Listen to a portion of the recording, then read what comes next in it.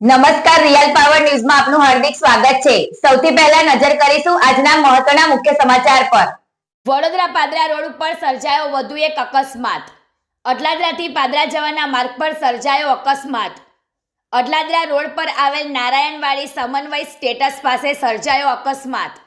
Eicher ચાલકે બે વાહનોને અડફેટમાં લીધા, જેમાં બાઇક સવારનું ઘટના સ્થળ પર જ કમકમાટી ભર્યું મોત નીપજ્યું। બનાવને પગલે લોકટોળા એકત્ર થયા હતા। રોડ ઉપર લાંબી વાહનોની કતારો લાગી। અડલાદરા પોલીસે આગળની કાર્યવાહી હાથ ધરી। હર્ષ પટેલનો report, real power news, Vadodara.